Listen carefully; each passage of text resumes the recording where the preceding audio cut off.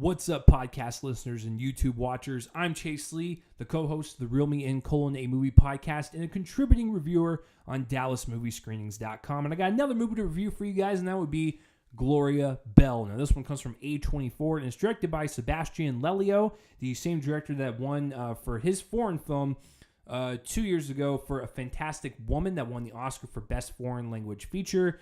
And this one tells the story of Julianne Moore's character, Gloria Bell, and she's, recently divorced, and, she wants to get out there and start meeting new people, so she starts throwing herself into these nightclubs, and, she feels like this is kind of like her element. She likes to dance, and, maybe she could meet someone and kind of connect with and start a new chapter in her life. And so she meets a couple people, but I think the main relationship that we want to focus on, and what the movie focuses on, is John Turturro's character. He is in the same boat. And he's just like, hey, I'm looking to just meet people. And so they strike up a relationship, and they kind of just run with it. And this movie kind of interweaves throughout Gloria's life, and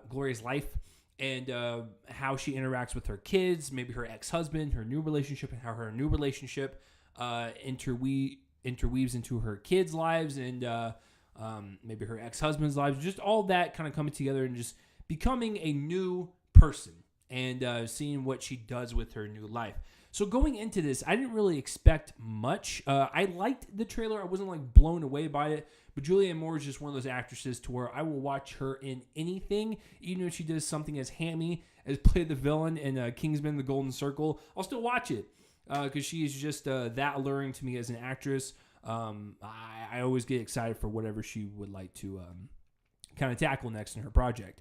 So I will say that Gloria Bell, I didn't really care for it at first, but the more time I thought about it, because I saw this movie a while ago, it started. That was my stomach. It started to grow on me a little bit, and a little bit more, and I was like, okay, this wasn't as bad as I thought it was, but there's definitely a major issue with this movie that I think does bring it down in terms of my grade. But I think the more I thought about it, I kind of like it. So I'm not going to say it's going to win anything or it's going to be nominated for anything. This is a solid little movie. It's solid to a kind of like. So let me try to explain this and break this down. So let me start off at the top. Julianne Moore, she's wonderful in the role.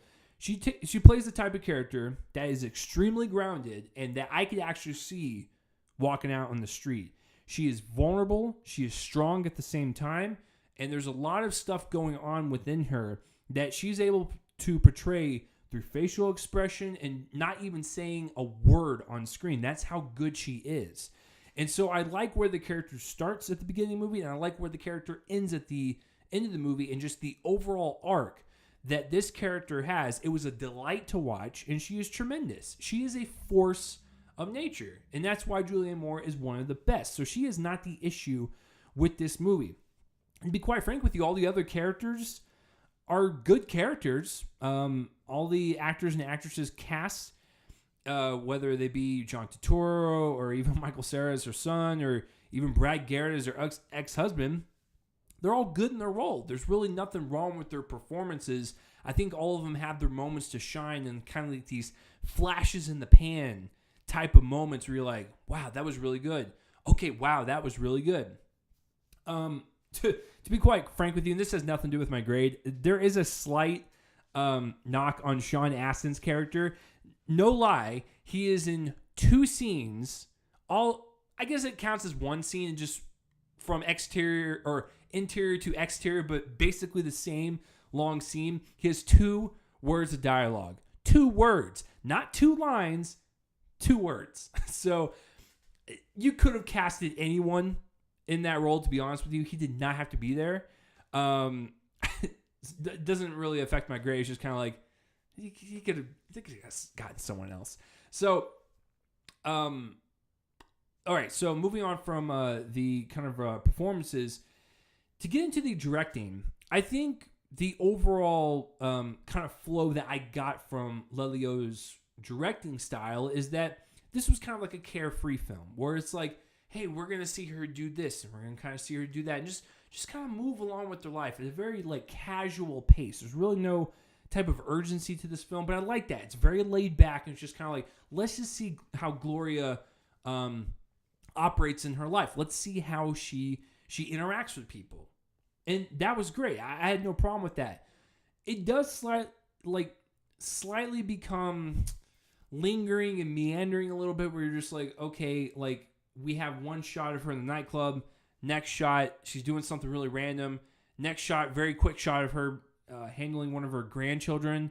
And then she's back to the nightclub. And it's just like, I got that after the first 10 minutes. I was like, cool, we're setting up her life. We're setting up this story. But then after like the first 20 minutes, 30 minutes, we're like, okay, I get the point. Can we kind of move this a little faster, please? Or, maybe we could have cut some of this out or whatever. So that was my only slight criticism with that, is that it's slightly meandering, but I think for the most part it has a steady pace.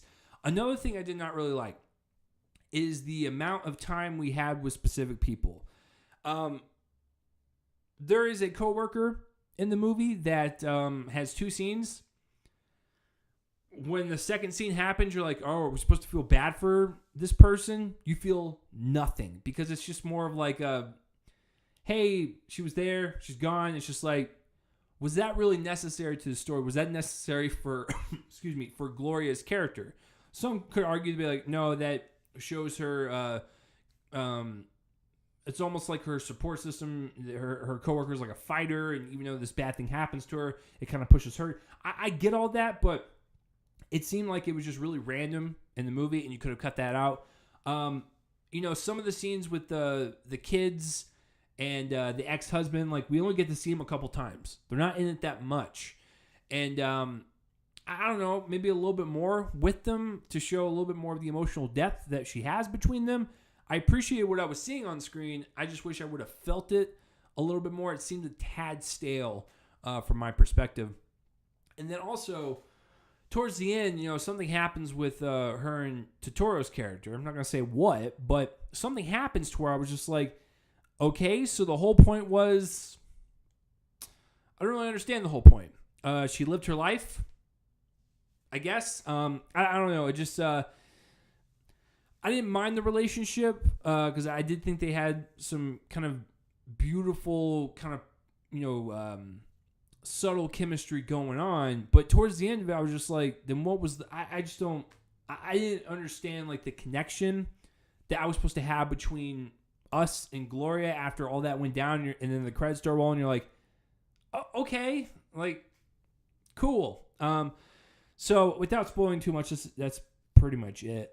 Other than that, like, I love the music. It's very ethereal and just kind of like it sweeps you off your feet. It's just kind of like almost this dreamlike type of score that almost goes with her mindset of being in her mindset, where it's just like she's living this kind of like dream where she's really having like the best time of her life right now. And then when the the kind of harder scenes hit with like some of the stuff in her family, it was a little bit more subdued with the score. It was a little bit more kind of like pull back a little bit, where it was like, okay, we're not going to be too abrasive with the music. We're only going to do it when she's like kind of being kind of carefree and just loving herself. And I thought that was quite a magical moment. So overall, guys, there's a lot of good things about this, some bad things, but I think for the most part, it hits its stride probably after the first act. And then I really got into it, even though the end was just kind of like lackluster. And I was like, okay, what was the overall point with some of that stuff? I still liked watching it for the most part, because the technical aspects of the filmmaking, it's a very slick looking movie. It's very somber type of cinematography. Julianne Moore is great. All the performances are great. So I can't really I can't sit and be like, oh, this was all bad. It's more down to maybe some trimming with the editing and maybe some of the story elements on how they were portrayed. But overall, I'll give Gloria Bell a B-. I think it's worth your time if you want to see something with Julianne Moore, or see something kind of different, a little bit more laid back, slowed down with the fast environment that we have with blockbusters. I think if you want to give it a shot, I'll give my slight recommend to it. So what'd you guys think of Gloria Bell, or have you even heard of it? Comment that places right below my face and let me know. And I'm Chase Lee, guys, and tune in next time for whatever I review next. I will see you guys later.